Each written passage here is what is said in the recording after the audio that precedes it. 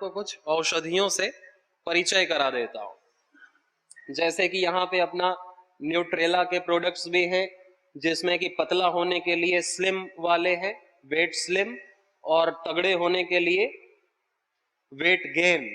बच्चों के लिए, किड्स के लिए भी है, युवाओं के लिए, माताओं के लिए भी है। वुमेन सुपर फूड है। जो गर्भवती माताएं हैं उनके शरीर को शक्ति देने के लिए न्यूट्रिला का एक मदर करके मातृत्व नाम से पहले आता था, ये पिंक कलर का।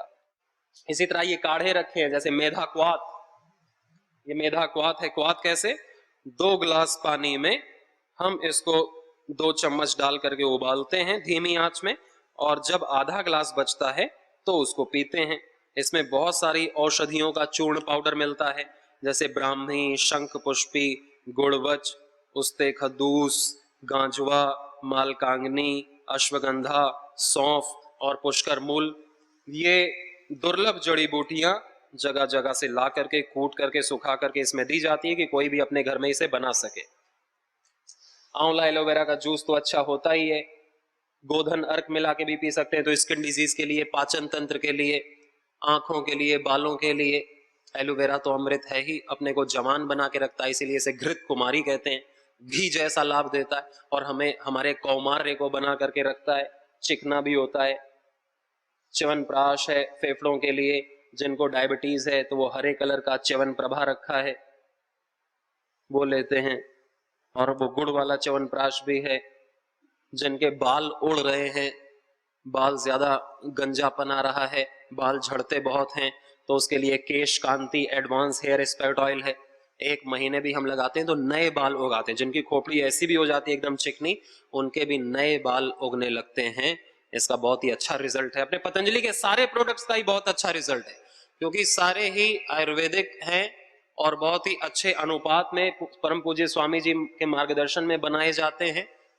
इसमें किसी भी प्रकार का कोई केमिकल का यूज नहीं होता है, क्योंकि पतंजलि ने किस लिए प्रोडक्ट बनाना शुरू किया है कि एक तो स्वदेशी उत्पाद उपलब्ध हो जाएं भारतवासियों को, नहीं तो विदेशी उपलब्ध कराते थे, सारा पैसा हमारा विदेश में जाता था। और आयुर्वेद के नाम पर बहुत सारे केमिकल्स आयुर्वेद को भी बदनाम कर दिया था कि इससे लाभ नहीं होता, इससे कम लाभ होता है। ये सब इकोसिस्टम में ये सब फैला दिया गया कि हमारी बुद्धि में बैठ जाए कि आयुर्वेद, हमारा जो ज्ञान विज्ञान है ऋषियों का, वो काम नहीं करता, बहुत दिन में काम करता है, और ज्यादा असाध्य रोगों में तो बिल्कुल काम नहीं करता। ये हमारे खोपड़ी में बैठा दिया गया कि एलोपैथी बहुत जल्दी काम करता है, एलोपैथी एकदम ब्रह्म की ही विद्या है, इसी का डॉक्टर अच्छा है और इसी का हमें पूरा विश्वास करना। और हमने वो मान लिया, क्योंकि हमारे पढ़ाई में, अखबार में, हर जगह से हमें यही सुनने को मिलता है कि बीपी क्योर नहीं होगा, डायबिटीज क्योर नहीं होगा। वही हमारे अंदर बैठा है, वही डॉक्टरों के अंदर भी बैठा दिया कि बीपी क्योर नहीं होगा, खाना पड़ेगा, डायबिटीज क्योर नहीं होगा। हर रोग क्योर होगा, हर रोग ठीक होगा योग से, आयुर्वेद से। फिर इसी तरह न्यूट्रिला के बहुत सारे अच्छे अच्छे प्रोडक्ट्स हैं। जिसका इम्यून सिस्टम कमजोर है और नस नाड़ियों की दिक्कत रहती है, तो इम्यूनोग्रिट चूर्ण, इसको हम पानी में मिक्स करके रात में, सुबह इसका पानी भी पीते हैं तो भी हमारा इम्यून सिस्टम, हमारी नस नाड़ियां, फेफड़े मजबूत होते हैं। हर प्रकार का वीकनेस को दूर करता है, हमको जवान बना करके रखता है ये इम्यूनोग्रिट। ये अभी कोरोना में महाराष्ट्र ने निकाला है इम्यूनोग्रिट पाउडर। इम्यूनोग्रिट गोल्ड है, और ज्यादा समस्या होती है इम्यूनोग्रिट गोल्ड देते हैं। फिर इसी तरह कफ खांसी ज्यादा होती है तो श्वसारी प्रवाही, पानी को उबाल करके 4 ढक्कन इसको डाल करके सिप सिप करके पीते हैं तो गले की खराश, खांसी, सर्दी, जुकाम ठीक हो जाता है। ये बहुत स्वादिष्ट भी होता है। इसी तरह श्वसारी प्रवाही है, इसी तरह श्वसारी वटी होती है, श्वसारी का काढ़ा भी होता है, और भस्म भी होता है, चूर्ण भी होता है, शीतोपलादि, त्रिकुटा आदि। एक एक रोग के आयुर्वेद में कई सारे उपाय हैं। या तो हम घरेलू नुस्खे अपना लें, या तो हम वटी ले लें, या पाक पिष्टी भस्म ले लें, या काढ़ा ले लें, या जूस ले लें। अब गिलोय का जूस भी आता है, गिलोय की वटी भी आती है, गिलोय का काढ़ा भी आता है, गिलोय की भस्म भी आती है, गिलोय शत। जो बच्चे छोटे छोटे होते हैं उनका विकास नहीं होता, पेट खराब होता है, जल्दी जल्दी सर्दी जुकाम हो जाता है, बुखार हो जाता है, छोटे बच्चे कुछ खा नहीं सकते, उनके लिए गिलोय शत अच्छी है। गिलोय शत को एक चुटकी शहद में उन्हें चटा देते हैं तो उनका विकास अच्छे से होता है। इसी प्रकार अनुलोम विलोम कर रहे हैं सभी। अनुलोम विलोम, समय कम है, अनुलोम विलोम किए बिना तो योग आधा है, अधूरा भी नहीं है, सीधा आधा है उसका लाभ। काढ़ा जरूर पीना चाहिए, चाय नहीं पीनी चाहिए। चाय पीने की आदत है तो फिर ग्रीन टी या पतंजलि का दिव्य पेय, दिव्य पेय पीना चाहिए। ऐसा ही आता है दिव्य पेय भी, लेकिन वो भी स्वादिष्ट होता है बहुत ज्यादा, लेकिन किसी की आदत ही पड़ी रहती है चाय पीने की। ऐसे ही अश्वरी हर क्वाथ काढ़े के लिए इसमें गोखरू रहता है।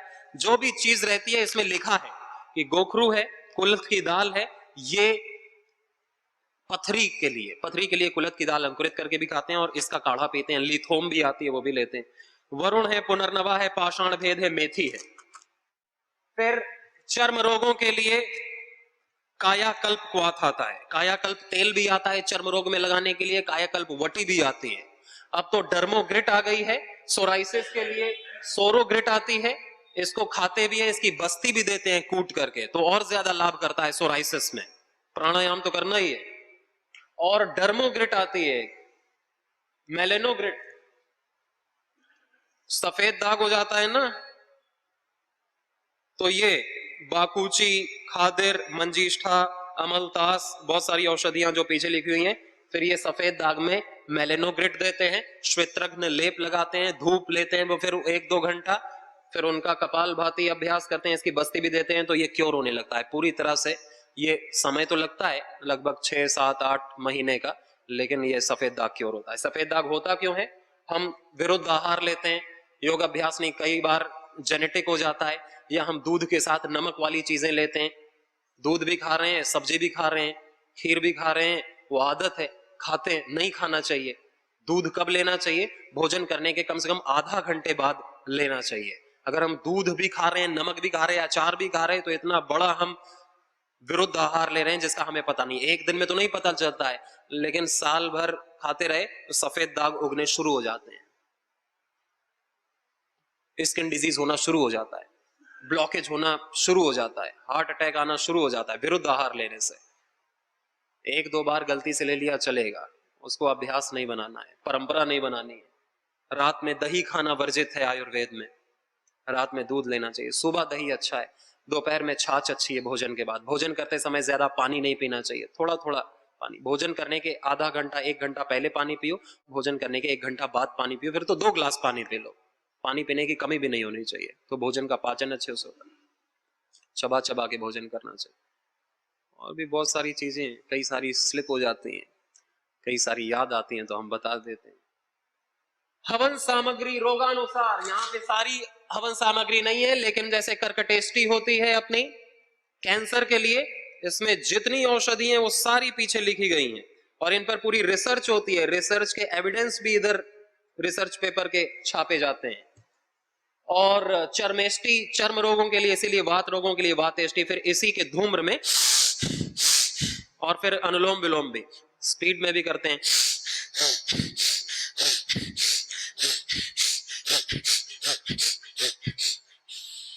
लेकिन अभी धीरे धीरे करना है आपको, तेज तेज में कोई ज्यादा लाभ नहीं है, धीरे धीरे करना है। तेज कौन, जिसको ज्यादा जल्दी है, समय कम है, या कफ ज्यादा है, मन अशांत है, धीरे धीरे करें।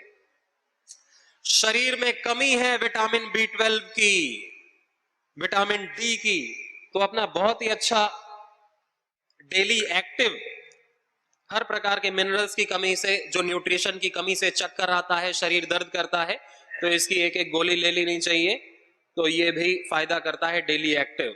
इसमें भी जितने मिले हुए हैं हमारे एक्सट्रैक्ट्स वो यहाँ पे लिखे हुए हैं। और ये होलिस्टिक हेल्थ के लिए, पूरी बॉडी के लिए, हड्डियों के लिए, हार्ट के लिए, आंखों के लिए, ब्रेन के लिए, शरीर में एनर्जी बनाने के लिए। जैसे हम वो रिवाइटल बहुत चला था ना, उससे कुछ लाभ तो नहीं, उससे हानि जरूर होती है। ये आयुर्वेदिक आप डेली एनर्जी और डेली एक्टिव इनको ले सकते हैं। जिनको ज्यादा कमजोरी, जिनको कमजोरी नहीं होने जरूरत नहीं वो तो योग अभ्यास ही करें, सब्जी खाएं, सब्जी को जितना तल भून करके खाएंगे उनका न्यूट्रिशन नष्ट हो जाता है, जितनी रॉ और नेचुरल खाएंगे उतना अच्छा है। उबाल करके खाएं, उनका सूप पिए कम से कम, उनका जूस ले लें, सब्जियों का धो करके जूस बना करके लें, आंवला एलोवेरा गिलोय लें, ये सब नेचुरल है। जितना हम उसको छौंक देते हैं ना, जला देते हैं, भून देते हैं स्वाद के लिए, उनका न्यूट्रिशन खत्म हो जाता है। न्यूट्रिशन के लिए एक तो मिट्टी का बर्तन अच्छा होता है, उससे स्वाद भी आता है, उससे न्यूट्रिशन भी मिट्टी के सारे उसमें मिक्स होते हैं। इसी तरह वटियां आती हैं, नारी सुधा, जो महिलाओं को जो प्रदर रोग होते हैं, आर्तव विकार होते हैं, उनके लिए अशोका रिष्ट है, आसव अरिष्ट कल दिखा देंगे, अशोका रिष्ट है या पत्रांग आसव है, वो फायदेमंद होता है। इसी प्रकार सिस्ट हो जाते हैं ओवरी में या यूट्रस में या कहीं भी, पुरुषों को भी कहीं भी हो जाते हैं, तो उसके लिए सिस्टोग्रिट डायमंड, ये सिस्टोग्रिट है, उसके लिए कांचनार वृद्धिवादिका वटी भी देते हैं, कच्ची हल्दी फायदेमंद होती है, गोधन अर्क फायदेमंद होता है, गोखरू का पानी फायदेमंद होता है शरीर से कचरा निकालने के लिए, डिटॉक्स करने के लिए। फिर उसके बाद इम्यूनोग्रिट फायदेमंद होता है पूरी बॉडी के इम्यून सिस्टम को मजबूत करने के लिए। न्यूरोग्रिट जो न्यूरोपैथी होती है दिमाग के लिए, नर्वस सिस्टम के लिए न्यूरोग्रिट है। ऑर्थोग्रिट है हड्डियों के लिए, अर्थराइटिस के लिए, स्पॉन्डिलाइटिस के लिए, हड्डियां कमजोर होती हैं, कैल्शियम की कमी होती है तो ऑर्थोग्रिट, इसकी बस्ती भी दी जाती है और ये ओरली भी दी जाती है। पीड़ा नील भी होती है, पीड़ा नील भी शरीर में दर्द होता है, पीड़ा नील काढ़ा भी आता है, उसको ले सकते हैं, पीड़ा नील गोल्ड आती है। ईयर ग्रिट है कान की समस्या के लिए। इसी तरह आई ग्रिट है, डर्मा ग्रिट है चर्म रोगों के लिए, डर्मा ग्रिट है। लीवर के लिए लीवामृत और लीवोग्रिट है, लीवोग्रिट खाने के पहले, लीवरामृत खाने के बाद में। आंखों के लिए सौम्य आई ड्रॉप है, दृष्टि आई ड्रॉप है। सौम्य आई ड्रॉप थोड़ा लगती है, दृष्टि नहीं लगती, इसे अक्षी तर्पण भी करते हैं, कल हम अक्षी तर्पण भी देख लेंगे कैसे होता है। इसमें प्याज का रस, लहसुन, अदरक, नींबू और शहद मिला करके ये बनाई जाती है, आंखों के लिए बहुत अच्छी होती है। आंखों के हर रोग के लिए, चाहे वो कैटरैक्ट, मोतियाबिंद हो, उसके लिए भी इसे एक एक बूंद, दो दो बूंद डाल लेते हैं, अच्छी होती है। जिसको ज्यादा लगती है तो कम से कम सौम्य आई ड्रॉप डाल लिया करें, ये भी उतना ही फायदा करती है। और पीड़ांतक तेल है, शरीर में कहीं भी पेन होता हो तो पीड़ांतक तेल से मसाज करनी चाहिए। ये है जिसको जल्दी जल्दी सर्दी खांसी जुकाम होता रहता है, इम्यून सिस्टम कमजोर है, स्टेमिना कमजोर है, जल्दी थक जाते हैं, रेस्पिरेटरी डिसऑर्डर है, तो ये शिला तुलसी ऐसे भी ड्रॉप ले सकते हैं, नहीं तो पानी में 2 बूंद डाल करके इसे पी सकते हैं। पानी के पॉट में भी हम इसको 8-10 बूंद डाल देते हैं, तो ये कई प्रकार के तुलसी से बना होता है। होली बेसिल लिक्विड एक्सट्रैक्ट इसका रहता है, कई प्रकार की तुलसियों को मिला करके, शिलाजीत को भी मिला करके ये बनाया जाता है। शिला तुलसी बहुत ही ज्यादा इफेक्टिव, ये जो भी साधक लेते हैं इसके बहुत ही अच्छे रिजल्ट्स आते हैं। इसी तरह प्रोस्टोग्रेट प्रोस्टेट के लिए, यूटीआई मूत्र रोगों के लिए, मूत्र रोगों के लिए गोखरू का काढ़ा तो अच्छा होता ही है। एसिडोग्रिट एसिड के लिए, एसिडोग्रिट है, कल मैंने कुछ घरेलू उपाय भी बताए थे शाम के सत्र में। संतति सुधा, जिनको बांझपन इनफर्टिलिटी की समस्या है तो संतति सुधा लेते हैं और संततेष्टि से यज्ञ करते हैं, और पुत्रजीवी शिवलिंगी भी पतंजलि में आती है, उसका भी सेवन करते हैं। आयरन की कमी के लिए आयरन कॉम्प्लेक्स है, अणु तेल नाक में डालने से सर्दी जुकाम नहीं होता, जिन्हें बार बार होता है अणु तेल नाक में डाला करें, बिल्कुल भी लगता भी नहीं है, ये कफ रोगों को दूर करता है। ये बहुत ही फायदेमंद है, इसे कहते हैं दिव्य धारा। कभी भी सर दर्द हो तो इसको लगा करके, हटा करके ढक्कन ऐसे ऐसे लगा लेते हैं, दिव्य धारा है। पेट दर्द होता है तो इसकी 2 बूंद पानी में डाल करके पी लेते हैं तो पेट ठंडा हो जाता है। कई बार बहुत पेट दर्द करता है, जलन होती है, फूड पॉइजनिंग हो जाती है, एक तो वमन करना, फूड पॉइजनिंग कभी भी हो जाए तो पूरा कचरा बाहर निकाल देना। इससे ये हमारे छाती में लेप लगाते हैं, किसी की छाती में बहुत कफ होता है ना, तो पतंजलि का बाम हो या ये दिव्य धारा हो, लहसुन, प्याज, अदरक, हल्दी को मिला करके उसका लेप लगाते हैं, लेप, और लेप लगा के फिर इतने चौड़े कपड़े से लपेट कर देते, उसे बांध देते हैं। सारा कफ अंदर से पिघलने लगता है और वो कफ फिर बाहर निकलता है, फेफड़ों की शक्ति बढ़ती है, दमा अस्थमा ठीक होता है। ज्योतिषमती का तेल नाक में डालते हैं। और फिर वो षड़बिंदु तेल भी है, ये लौकी घनवटी है, लौकी खाया करें, घनवटी फिर जरूरत ही नहीं पड़ेगी, लौकी घनवटी है। फाइटर टैबलेट्स है, ये उनके लिए जिनको गैस्ट्रिक की हाइपर एसिडिटी, इनडाइजेशन रहता है, कॉन्स्टिपेशन रहता है, उसी के कारण से पाइल्स भी हो जाता है, तो फाइटर घनवटी योग करेंगे तो और लाभ होता है। कायाकल्प काढ़ा है, जैसे कायाकल्प वटी है वैसे कायाकल्प काढ़ा है। इसी तरह पीड़ांतक क्वाट पेन के लिए गिलोय, गिलोय तो अमृता है, अपने को जवान बना के रखती है, हड्डियों का दर्द नहीं होता, प्लेटलेट्स काउंट्स नहीं कम होते, डेंगू नहीं होता, हर प्रकार के बुखार को, fever, cough, skin disorder, dengue, chikungunya, malaria, corona के लिए तो ये अमृत है ही। अपने घर में लगाएं गिलोय को, उसकी डंठल रोज 1 इंच चबाया करें या पानी में कूट करके उबाल करके उसको पिया करें, तो बच्चों को भी दिया करें।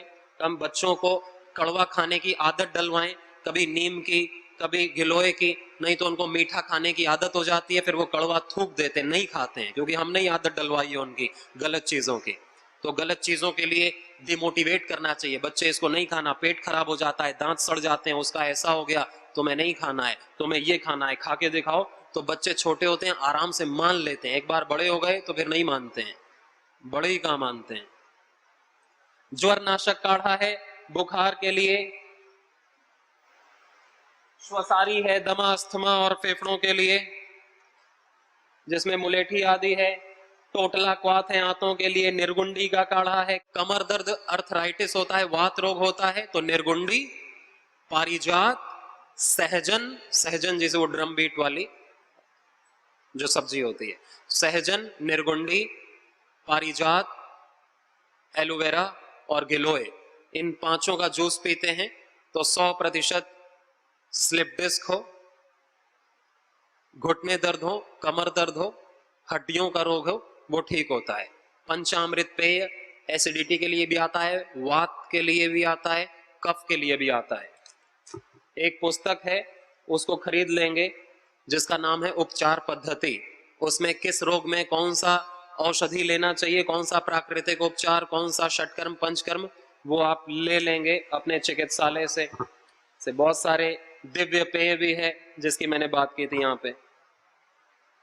ये चाय का बहुत अच्छा विकल्प है, चाय नुकसानदायक करती है और ये फायदेमंद होता है। इसमें बहुत सारी 25 प्रकार की जड़ी बूटियां, एला, दालचीनी, लौंग, जावित्री, जायफल, काली मिर्च, गुलाब, गाजवान, सौंफ, चित्रक, चव्य, पिपली, सौंठ, मुलेठी, तेजपत्र, गोरखपत्र, पुनर्नवा, बला, ब्राह्मी, शंख पुष्पी, वन तुलसी, अर्जुन, चंदन, वसा, बनफवा, नागरमोथा, देशी तुलसी, स्वादिष्ट भी होता है और सेहतमंद भी होता है। इसको तो दमास्त वालों को पूरा दिन इसे पिलाया जाता है, जिसको बहुत कफ और दमास्थमा की समस्या होती है, पूरा दिन इसे पिलाते हैं तो फेफड़े भी मजबूत होते हैं। दशमूल क्वाथ, पेट की समस्या हो, अपच हो, पेट दर्द करता हो, जलोदर की समस्या हो, आंतों में भोजन न पचता हो। मुलेठी काढ़ा गले के लिए, गले के रोगों के लिए। सर्वकल्प क्वाथ लीवर के लिए। वृक्क दोषहर क्वाथ किडनी के लिए। अर्जुन की छाल का काढ़ा हृदय रोगों के लिए, इसके अपने कोलेस्ट्रॉल के लिए, ब्लॉकेज के लिए। एक कोलोग्रेट आती है कोलाइटिस के लिए। निर्गुंडी बताई दिया है मैंने, लिपिडोम लीवर के लिए, ट्राई घनवटी, लीथोम किडनी के पत्थर स्टोन्स के लिए, और ये इन्फ्लेमेशन और मूत्र रोग यूटीआई की समस्या और वीकनेस के लिए ट्राई घनवटी। प्रोस्टेट और यूटीआई की समस्या, यूरिनरी ट्रैक्ट इन्फेक्शन हो जाता है तो। और असाध्य रोगों में शक्ति वर्धक होती है सीबक थॉर्न, स्पिरुलिना। किसी को बहुत ज्यादा अशक्ति हो जाती है तो ऑटो इम्यून डिजीज में ये औषधियां बहुत ही दुर्लभ होती हैं और दी जाती हैं हृदय रोगों में, एक होलिस्टिक हेल्थ के लिए।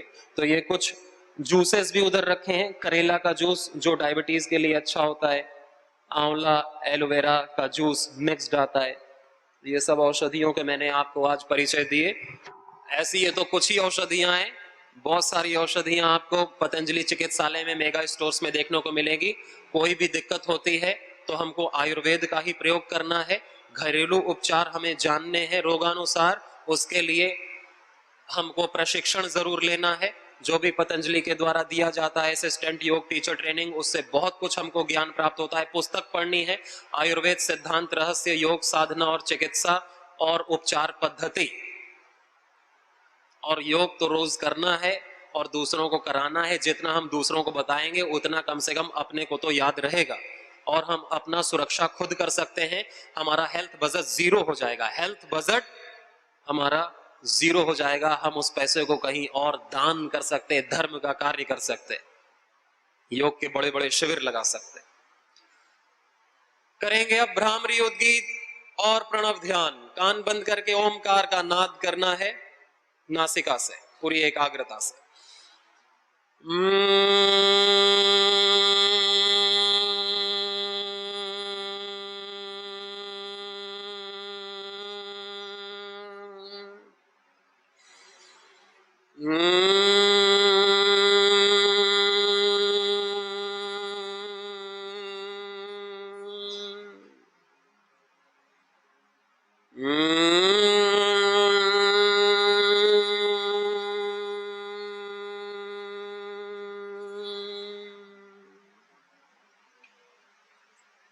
दोनों हाथ ध्यान मुद्रा में ओमकार का उच्चारण उद्गीत प्राणायाम करेंगे।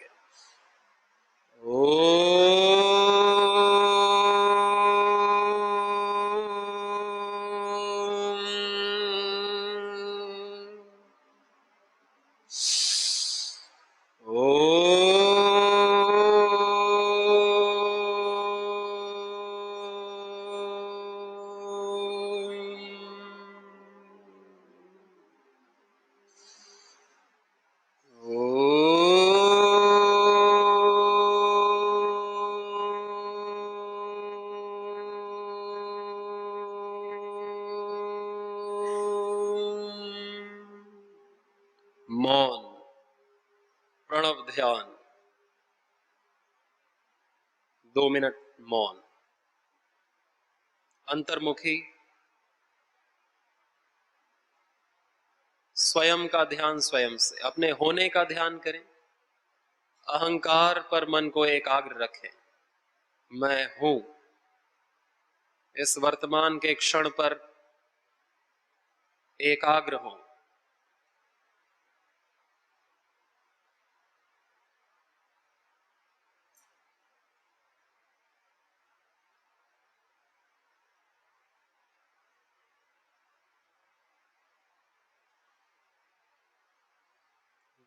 दोनों हाथों को ऊपर उठा के घर्षण करते हैं।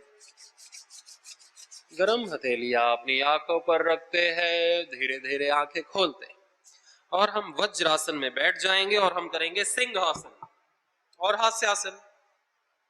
ऐसे वज्रासन में बैठ करके दोनों पैरों को खोलते हैं, दोनों हाथों को ऐसे नीचे की तरफ सीधा रखते हैं और पूरी जीभ बाहर निकाल के गले से दहाड़ते हैं, शेर की तरह दहाड़ते हैं। पूरी आवाज निकाल के मूलाधार से, पेट को टाइट करके, मूल बंद लगा करके।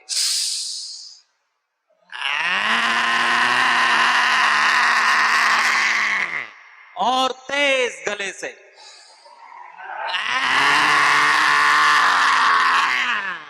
पूरी फोर्स लगा करके, पूरा बल लगा के एक बार और।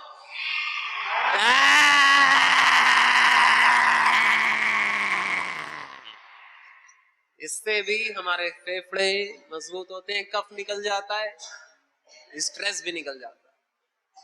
और फिर दोनों हाथ ऊपर उठा के मस्ती में झूमते हुए हंसेंगे।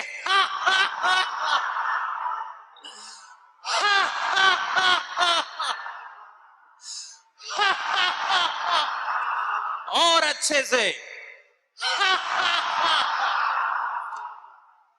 और अब क्लैपिंग करेंगे। खूब जोर से तालियां बजाएंगे। अपने एक्यूप्रेशर के सारे पॉइंट्स को 100 बार दबाना है।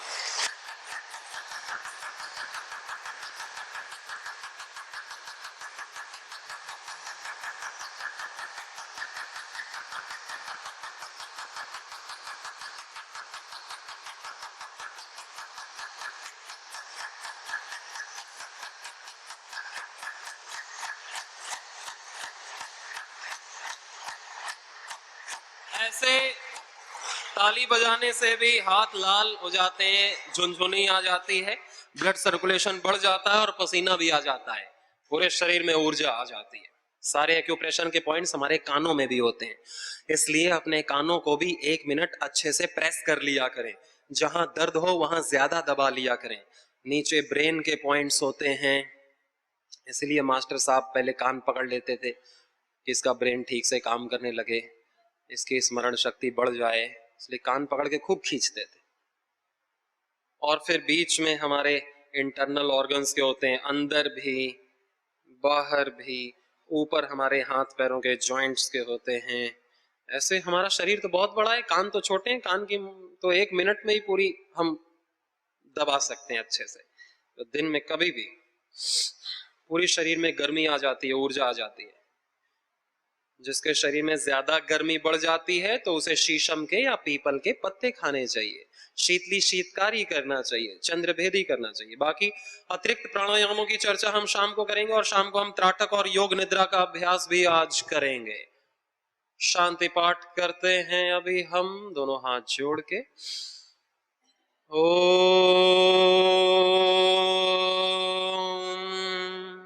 सर्वे भवन्तु सुखिनः, सर्वे सन्तु निरामयाः, सर्वे भद्राणि पश्यन्तु, मा कश्चित् दुःखभाग् भवेत्। ओम शांति शांति शांतिः। सर्वेभ्यो नमः। श्री गुरुभ्यो नमः। श्री परमात्मने नमः।